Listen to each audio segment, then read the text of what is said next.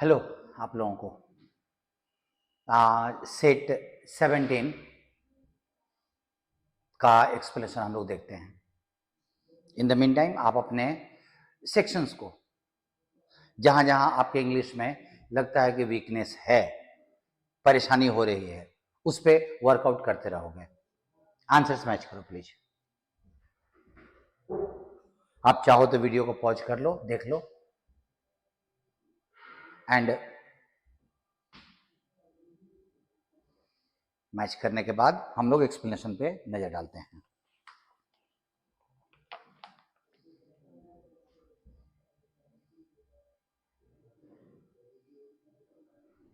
चलिए अब हम लोग क्वेश्चंस पे नजर डालते हैं।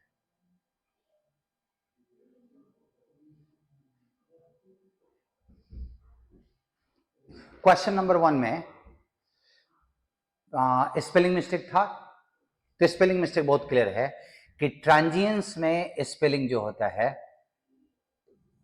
वो ई होता है। स्पेलिंग होता है ट्रांजिएंट, मतलब जो वर्ड होता है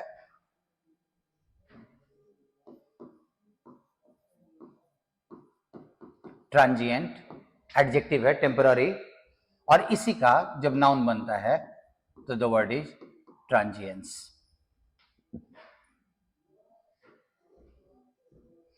permanence, bureaucracy, एडोक्रेसी।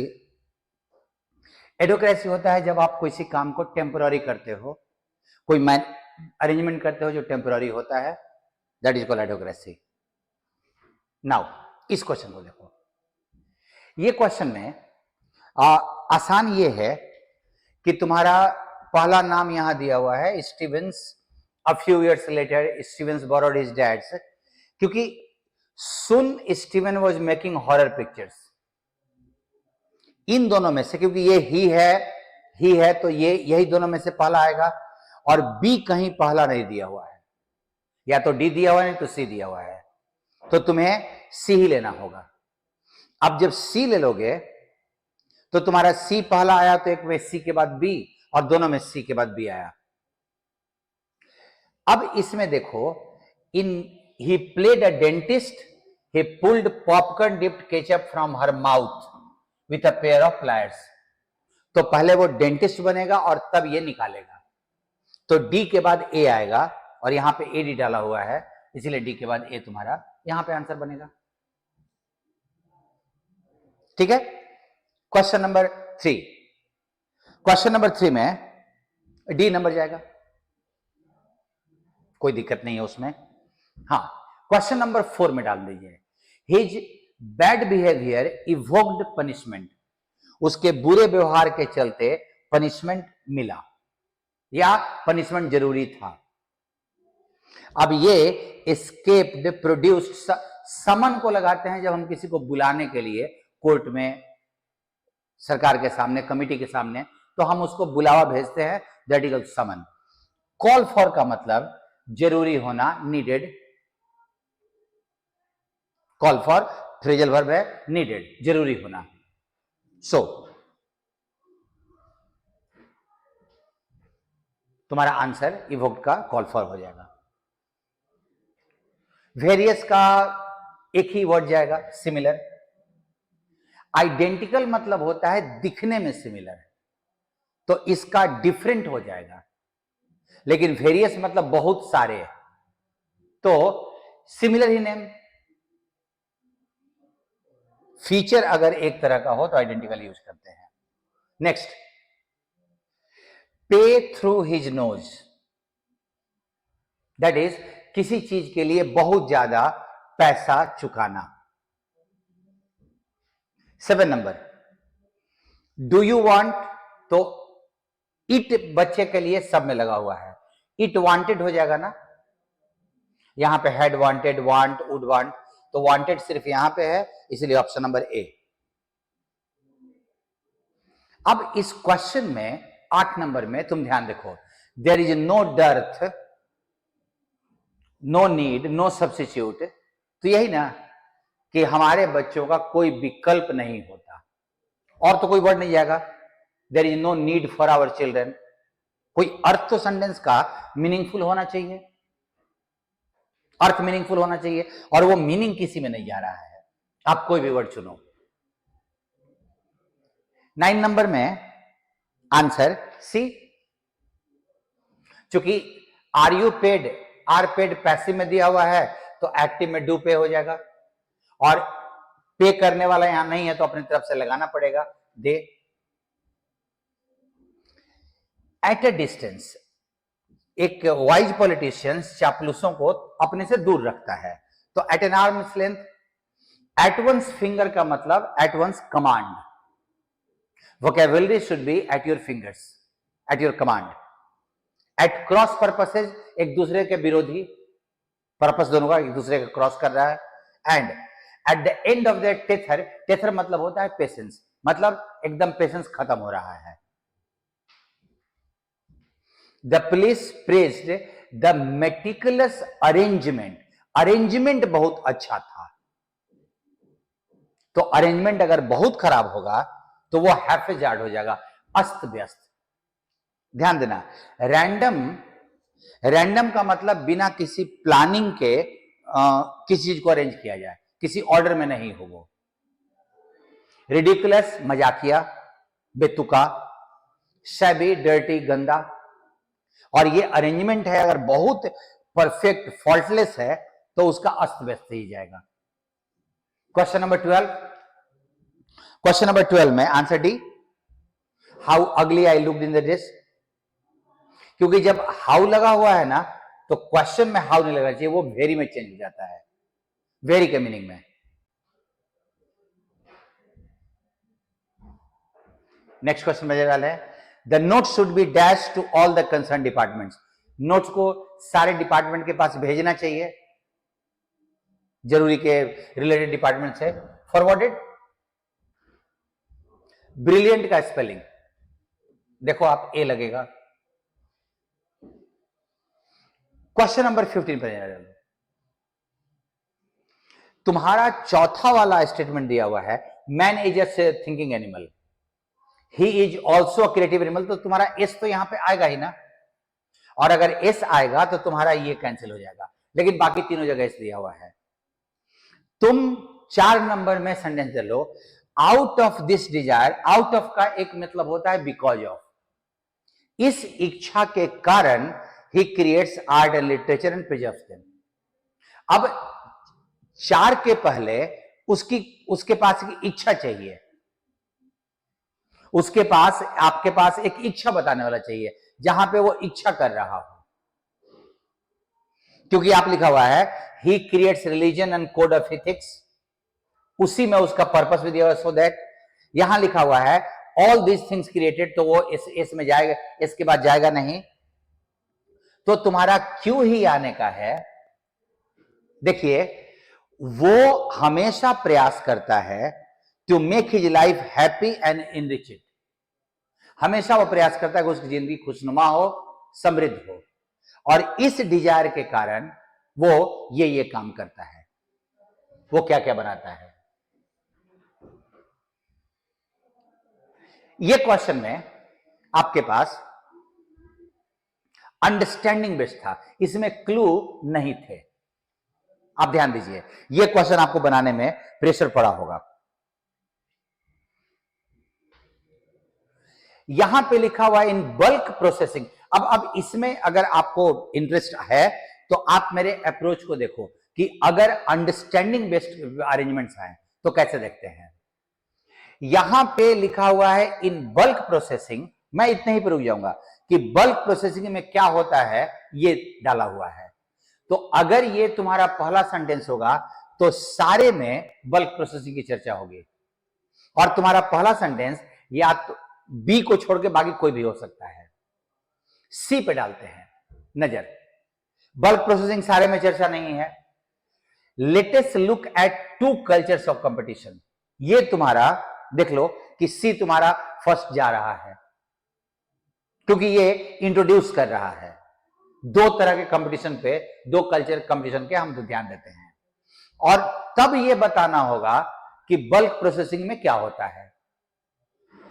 Production tends to be repetitive, production repetitive होता है, बार बार। Much the same from day to day and even from year to year. हर दिन हर साल एक ही तरह का प्रोडक्शन होता है। अब उसके बाद competition therefore means keeping products flowing, trying to improve quality and getting cost down.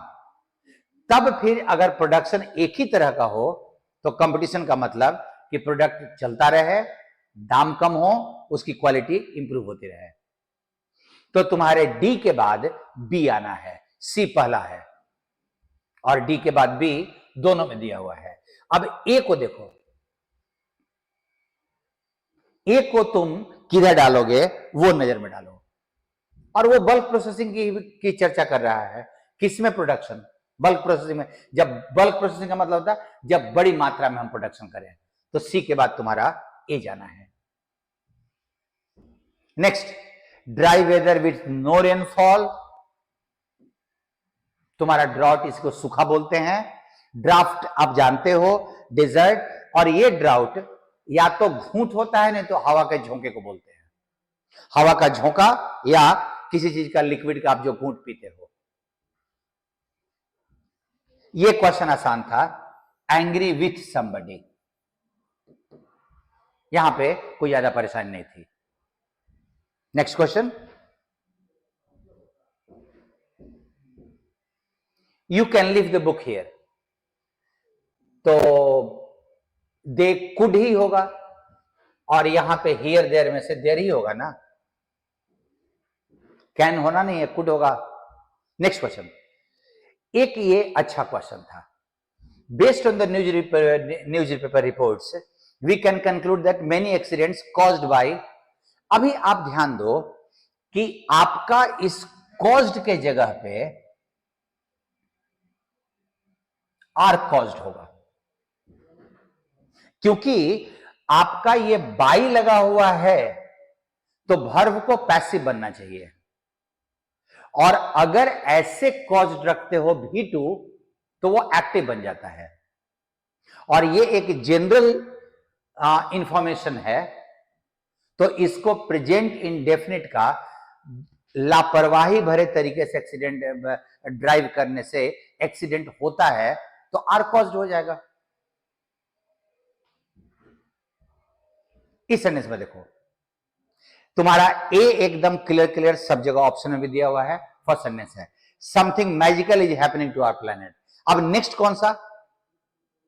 Some are calling others call it. तो बी के बाद डी आएगा, बी के बाद डी आएगा और ये देखो इट इज गेटिंग स्मॉलर, तो ए के बाद तो सी ही आना है ना, ए के बाद सी और बी के बाद डी। तो तुम्हारा आंसर, ये क्वेश्चन आसान था अनडाउटेडली। इस क्वेश्चन में भी थोड़ा सा अप्रोच में दिक्कत है, मतलब क्वेश्चन में थोड़ा सा कंफ्यूजन आपका हो सकता है। और आप क्वेश्चन पे नजर डालिए क्या लिखा हुआ है।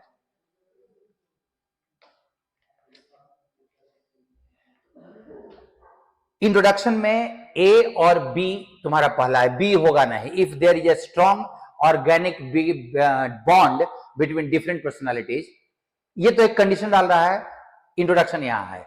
A nation like an individual has many personalities and many approaches to life, ये तुम्हारा पहला। अगर इनके बीच बॉन्ड हो तो इट इज वेल, अदरवाइज तो तुम्हारा ए बी और सी एक साथ सेट हो रहा है और ये तुम्हारा आंसर में ए नंबर आंसर बनेगा। अगर बहुत ज्यादा आदमी शराब पीता है तो उसके जजमेंट पे बुरा प्रभाव पड़ेगा। ध्यान रखिए ये वर्ड नहीं होगा क्योंकि इसके जगह पे, ई के जगह पे अफेक्ट्स होना चाहिए था, वर्ब चाहिए। इंपीड किसी के प्रगति में बाधा करना, जजमेंट पे बुरा प्रभाव पड़ने के लिए आपके पास एक वर्ड है इंपेयर, किसी चीज पर बुरा प्रभाव पड़े, निगेटिव इफेक्ट पड़े। The suspect was taken to the police, जो दोषी व्यक्ति था उसको पुलिस के पास ले जाया गया, but the dash revealed nothing, police ने उससे पूछताछ किया इन्वेस्टिगेशन इंसानों का नहीं, इन्वेस्टिगेशन केस का होता है, प्रोब भी केस का ही होता है, इंक्वायरी भी केस का ही होता है, व्यक्ति से पूछताछ होती है और उसको इंटरोगेशन कहा जाता है। नेक्स्ट क्वेश्चन 25 नंबर, 25 का answer D. Why did he deprive you, उसने तुम्हारा मेंबरशिप क्यों छीन लिया? तो why were you deprived. Next, alcoholic drink के लिए मतलब शराब आदि पीने के लिए बहुत तीव्र इच्छा जो होती है उसको डिप्सोमैनिया कहते हैं। क्लेप्टोमैनिया चोरी करने की इच्छा, पायरोमानिया चीजों में आग लगाने की बहुत ज्यादा तीव्र इच्छा, कोई भी चीज मिले, एंड मेगैलोमैनिया अपने आप को बहुत बड़ा बताने की, दिखाने की तीव्र इच्छा। Megalo, mega. तुम्हारा ऑप्शन नंबर ए और सी में से चुनना है, और ऑप्शन नंबर सी में ही और सी दिया हुआ है, तो ए तुम्हारा पहला जाएगा। Until the MBA arrived on the scene, IIT graduate was the king. IIT का ग्रेजुएट किंग हुआ करता था, ग्रेजुएट, और उसी के लिए ही और सी दिया हुआ, तो ए के बाद सी आएगा, तुम्हारा आंसर ए नंबर। इस क्वेश्चन में इंटरेस्टिंग है, मैं इसके रूल को थोड़ा समझाता हूं। अगर ये लिखा जाए Ram is better than Shyam, तो ये ध्यान से समझना कि ये जो देन है ना वो प्रीपोजिशन है, ये प्रीपोजिशन कॉम्पेरेटिव में इस्तेमाल किया जाता है। ठीक, कॉम्पेरेटिव में 3 प्रीपोजिशन यूज होते हैं, एक देन, एक टू और एक ऑफ। अगर ये वर्ड सुपीरियर इंफीरियर टाइप का हो, आप इस लिस्ट को जानते होंगे, तो हम देन नहीं लगाते, टू लगाते हैं। जनरल केस में देन लगता है, स्पेशल वर्ड्स के साथ टू लगता है। और एक और होता है जब आप न देन लगा सकते हो न टू लगा सकते हो, जब हम एक ग्रुप को हम यहां रखें, ग्रुप यहां, जैसे राम और श्याम दोनों का, यहां तो चूंकि प्रॉपर नाउन है, हम ग्रुप को वहां रख दें और उसमें से एक को हम यहां रखें, उसमें से एक निकाल के, तो हम ये बोलेंगे he is better than the two. तो ये गड़बड़ हो जाएगा, मीनिंग ये हो जाएगा कि इन दोनों से ये अच्छा है, जबकि मुझे बोलना है कि इन दोनों में ये अच्छा है। इसका मतलब बिटवीन होगा यहां पे ऑफ का, दोनों में अच्छा है, तो हम देन नहीं लगाएंगे, हम यहां पे ऑफ लगाएंगे।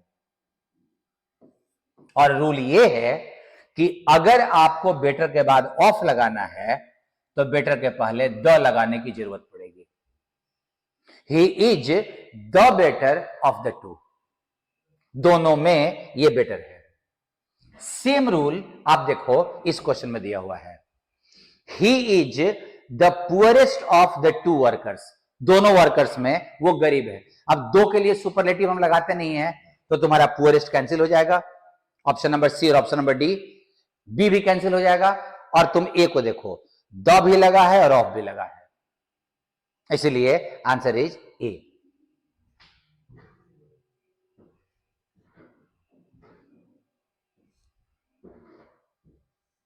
Please submit the draft proposal first, पहले ड्राफ्ट प्रपोजल सबमिट करो, उसके बाद एडिशनल इंफॉर्मेशन आप दे देना, क्योंकि लेटर का मतलब दो चीजों में से बाद वाले का पोजीशन बताने के लिए।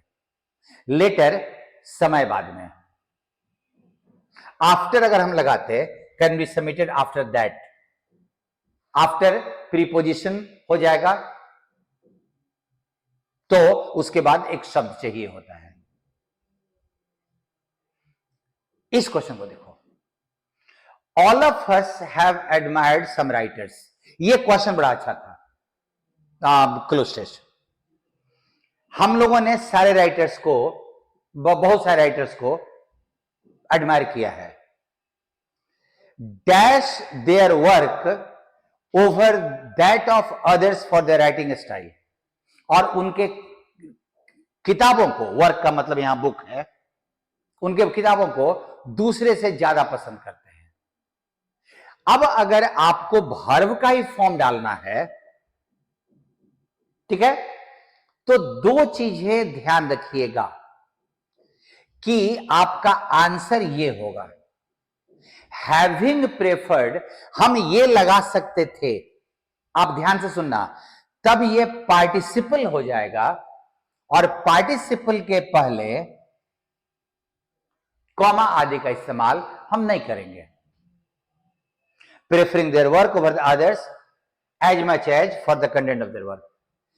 पार्टिसिपल के पहले हम कॉमा का इस्तेमाल नहीं करेंगे। प्रेफर्ड क्यों, ये भीतरी है, क्योंकि हैव एडमायर्ड, हैव प्रेफर्ड, उसी वर्ब को हम लोगों ने आगे में कंटिन्यू किया है। ठीक है, the writer who has for more than half a century dash for his sharing honesty, for लगा हुआ है और पैसिव में डालना है। अब यहां पे जब हैज लगा है तो वहां पे बिन लगा देने का है। यह क्वेश्चन आसान था। Who has been admired is George Orwell. He is recondite. अब रिकॉन्डाइट का मतलब अगर नहीं भी जानते हो तो कुछ ना कुछ तो निगेटिव होगा, क्योंकि बट ही इज नेवर, जरा सोचना, वो ऐसा है लेकिन वो कभी ऐसा नहीं हुआ है, मतलब वो ऐसा नहीं है। अब जरा सोचिए कि pertinent, he is never pertinent, वो कभी भी तर्क संगत नहीं रहा है। पॉजिटिव बात बोल रहा है ना, वो कभी इंप्रेसिव नहीं रहे हैं, कभी रेलेवेंट नहीं रहे हैं, तो ये तो मीनिंग ही उल्टा हो जाएगा, फिर पॉजिटिव कैसे बोल पाएंगे हम। तो आपको चाहे रिकॉन्डाइट या ट्राइट का मीनिंग नहीं भी आता है तो आपको ये चुनना पड़ेगा, क्योंकि अंडरस्टैंडिंग ये बोल रही है कि ट्राइट के अलावे वहां पे ब्लैंक स्पेस में कोई पॉजिटिव वर्ड नहीं चाहिए। मीनिंग ये है, रिकॉन्डाइट का मतलब गूढ़, कोई बात जो बोलने वाला आदमी या कोई बात जो आसानी से समझ में ना आए, उसको रिकॉन्डाइट बोलते हैं। और ट्राइट का मतलब घिसा पीटा, वो हमेशा एक बड़े मिस्टीरियस टाइप के राइटर है, लेकिन वो कभी घिसी पीटी बातें नहीं बोलते। He says it as it is, जैसा है वैसा ही बोलते हैं। And yet says it as it has not been said, वो जो चीज है उसको वही बोलते हैं, लेकिन ऐसे बोलते हैं जिसको पहले कभी नहीं बोला गया है। जिस तरीके से आपका क्वेश्चन नंबर 3 में आपने कितने अच्छे से बनाया था, यह मायने बहुत रखता है, बहुत मायने रखता है कि 3 का आंसर, एक एक नंबर की बात हो रही है ना, तो आपकी अंडरस्टैंडिंग कैसे काम कर रही है, इस पे आप जरा सोचिएगा। अगर आपने सही बनाया है बहुत अच्छा है, लक है, वर्ड मीनिंग याद होगा। अगर लक नहीं था तो अपनी अंडरस्टैंडिंग से आप निकाल सकते थे। Next question please. Basketball was a passion, comprehension में, in the slum school because it was, वो एक पैशन था स्लम स्कूल में, क्योंकि they saw the sport as their ticket out of the slum and fantasized about becoming professional basketball. क्योंकि वो देखते थे कि ये जो झुग्गी झोपड़ी में रहते हैं उससे बाहर वो इस गेम के थ्रू निकल सकते हैं। तो बहुत क्लियर है कि आंसर में तुम्हारा 34 का डी जाएगा। Seen as a means to, वो जो झुग्गी झोपड़ी से वहां से बाहर निकल सकते हैं। एक पूछा है फार फ्रॉम इट का मीनिंग, अब ध्यान दीजिएगा। I was 30-year-old teacher at a school in Philadelphia slum and had one big problem. Basketball. मेरे लिए बास्केटबॉल एक समस्या थी। Not that I have got anything against the sport, ऐसा नहीं है कि मेरे को इस स्पोर्ट से कोई दुश्मनी थी, फार फ्रॉम इट, दुश्मनी नहीं थी। फार फ्रॉम का मतलब कंप्लीटली अपोजिट, मैं उससे प्यार करता था।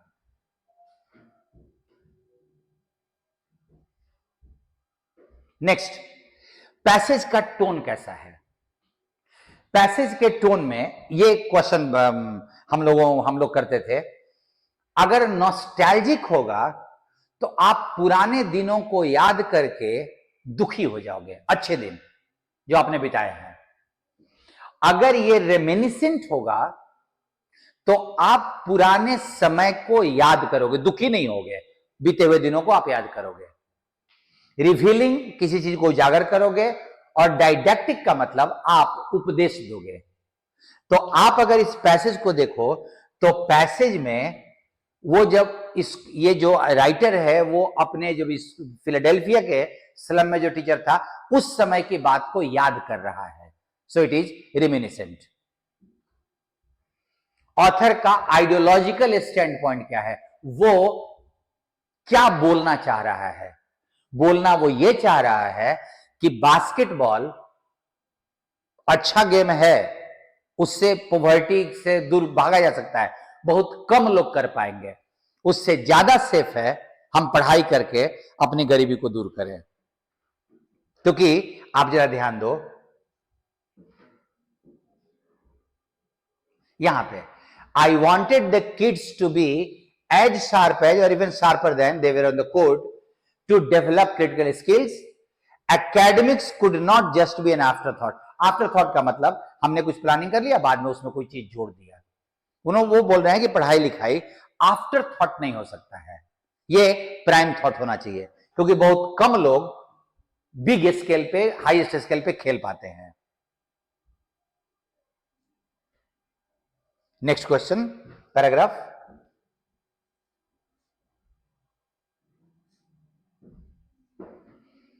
ऑथर का एटीट्यूड कैसा है?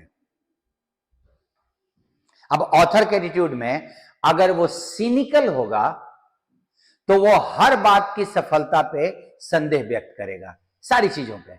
इसको पेसिमिस्टिक भी कहा जाता है। अगर वो ऑप्टिमिस्टिक है, जानते हो, आशा व्यक्त कर रहा है। अगर वो क्रिटिकल है तो उसकी आलोचना कर रहा है।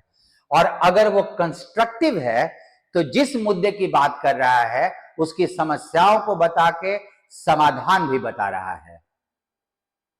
और अनडाउटेडली पैसेज में समाधान भी बताया गया है। सो ऑथर का टोन कंस्ट्रक्टिव है। समाधान बताएगा, कंस्ट्रक्टिव होगा। The author does not believe that. Author का ये, क्योंकि उसने पूरा समाधान बताया है, वो इस बात पे विश्वास नहीं करता। और किस बात पे विश्वास नहीं करता? ये तुम्हारा एकदम सामने सामने लिखा हुआ था।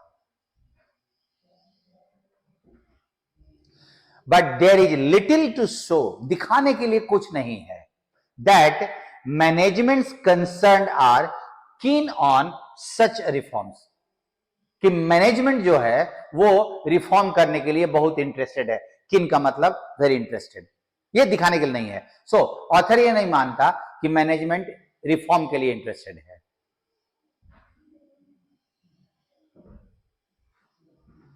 क्वेश्चन नंबर 40, एक बड़ा अच्छा क्वेश्चन था, पता नहीं आपने कैसे उसको टेकअप किया है। Where has the author slipped while making suggestion? Author जब सजेशन दे रहा था अंतिम में तो उसने एक गलती कहां की? आप जरा ध्यान दो, उसने क्या क्या सजेशन दिया है। उसने ये सारे सजेशंस दिए हैं, ठीक है। फॉली का मतलब अभी वो नेक्स्ट वाले क्वेश्चन में था। सजेशन उसने सारे दिए हैं कि कॉलेज में एंट्री कम कर दिया जाए, टीचर्स के लिए रिफ्रेशर कोर्स दिया जाए, लाइब्रेरी दिया जाए, कॉलेज से टीचर स्टूडेंट का रेशियो ठीक किया जाए। बट वो एक चीज को नहीं ध्यान दे रहा है कि कॉलेजेस को बढ़ाना, बंद करना, ये चीजों को इंट्रोड्यूस करना गवर्नमेंट का काम है। सरकार उसके लिए कानून बनाएगी। और यहां पे लिखा हुआ है there is political pressure on many state governments to build new colleges and to reserve more seats for backward classes. कि सरकारों पे, राज्य सरकारों पे पॉलिटिकल प्रेशर है कि वो नए नए कॉलेज खोले, तो पॉलिटिकल प्रेशर है तो सरकार लेखक के ओपिनियंस को कैसे टेकअप करेगी? और वो बोल रही है कि पॉलिटिकल प्रेशर है, उसको हम सामना करना होगा। इसका उसने कुछ उपाय नहीं बताया, उसने सजेशन दिए हैं बट पॉलिटिकल प्रेशर के बारे में बात नहीं किया कि जब सरकार पे प्रेशर है तो वो कैसे करेगी। और फॉली का ध्यान रखिएगा अपोजिट मीनिंग विजडम होगा, क्योंकि इसका मतलब मूर्खता आ रहा है। It will be sheer folly, ये मूर्खता होगा, टू एक्सपैंड सच फैसिलिटीज, कि हम ऐसे फैसिलिटीज बढ़ाएं नए कॉलेजेस की, without giving any thought to the quality of education, बिना एजुकेशन की क्वालिटी को ध्यान में रखे ये नहीं किया जाएगा। Next paragraph, next comprehension. Which of the following factors contributed to the enhancement of educated Indians familiarity? जो पढ़े लिखे एजुकेशन इंडियंस थे उनका वैदिक ट्रेडिशन या उनके परंपराओं के प्रति फेमिलियरिटी, परिचय कैसे बढ़ा? कंप्रीहेंशन का तुम्हारा पहला sentence, the early orientalist movement and the rapid growth of English as the principal medium of instruction after 1830s enhanced the educated Indians' familiarity with his tradition. और ये क्लियर आपके पास ऑप्शन में दिया हुआ है, आप देख लीजिए। आंसर इज सी।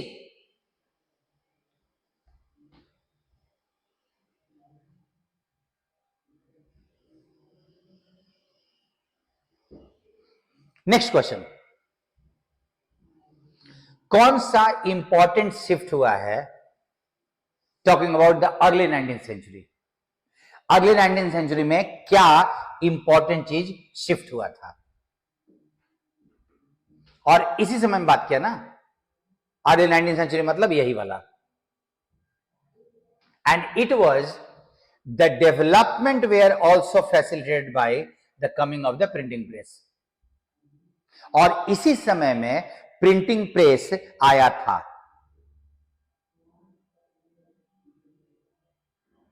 ठीक है, और लोगों ने इसके बाद ट्रेडिशंस को अच्छे से समझना शुरू किया। जब प्रिंटिंग प्रेस आई, किताबें जब पब्लिश होने लगी, जिसको पैसेज के सेकंड पैराग्राफ में लिखा हुआ है, क्वेश्चन बना हुआ है, क्योंकि इससे बनेगा आपके पास। आप क्वेश्चन नंबर इसको देखो, क्यों वाइडली सर्कुलेटेड नहीं होता था?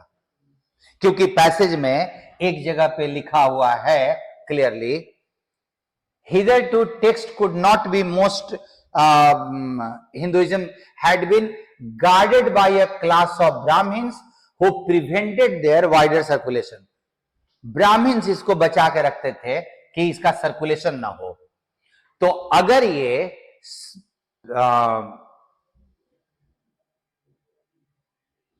आप जरा ध्यान दीजिए कि 44 नंबर में they were protected by the religious priest and preachers. ठीक है, तो जब वो बचा के रखते थे कि इसका सर्कुलेशन नहीं हो, और जब प्रेस आया तो उन्होंने इंपॉर्टेंट शिफ्ट में क्या हुआ कि उन्होंने फिर देखना शुरू किया, और जब देखना शुरू किया तो उनके पास जब हाथ में किताब आई तो उन्होंने उपनिषद, वेदांत सूत्रा, उसको उन्होंने एनालाइज करना शुरू किया। एंड लास्ट क्वेश्चन, यहां पे डेवलपमेंट का क्या मतलब है? दीज डेवलपमेंट्स, और डेवलपमेंट का मतलब आप ध्यान देखिए, देखिए दीज डेवलपमेंट्स, तो ये वाला डेवलपमेंट शेयर्ड कल्चर बना, राम मोहन राय ने किया, एजुकेटेड इंडियंस का ट्रेडिशन के प्रति ये सब हुआ, तो यही डेवलपमेंट्स आपका यहां पे लिखा हुआ था। और डेवलपमेंट्स आप जरा ध्यान दें, यही एक होगा। British rule, patriotism. So passage तीनों अच्छे लेवल पे थे। आपने कैसे बनाया अपना कमेंट जरूर बताइएगा। Thank you to all of you.